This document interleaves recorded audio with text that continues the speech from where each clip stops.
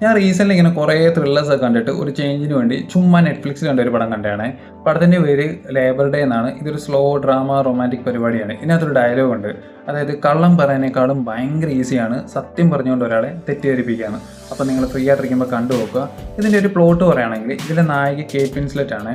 അപ്പോൾ കേറ്റിൻ്റെ ലൈഫിലാണെങ്കിൽ ഒരു ട്രോമയൊക്കെ ഉണ്ടായിട്ട് ഇവരാണെങ്കിൽ വീട്ടിൽ നിന്നൊന്നും വെളിയിലിറങ്ങാത്തൊരവസ്ഥയാണ്. ഇവരുടെ മോൻ മാത്രമേ ഇവരുടെ ഹസ്ബൻഡ് ഇവരുടെ ലൈഫിലൊരു ഇൻസിഡൻറ്റ് കാരണം ഇവരെ ഉപേക്ഷിച്ച് വേറെ കല്യാണം കഴിച്ചു പോയതാണ്.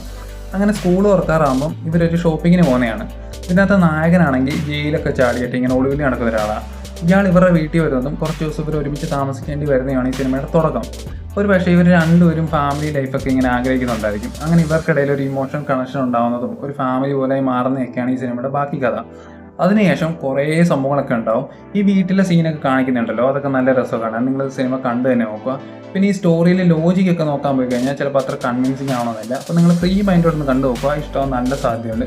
പിന്നെ കാസ്റ്റ് ഒന്ന് നോക്കാതെ കണ്ടു കഴിഞ്ഞാൽ നമുക്ക് അറിയാവുന്ന ഒരാൾ ഇതിൻ്റെ അവസാനം ചുമ്മാ വരുന്നുണ്ട്. അപ്പോൾ കണ്ടിട്ട് അഭിപ്രായം പറയാം. Bye bye.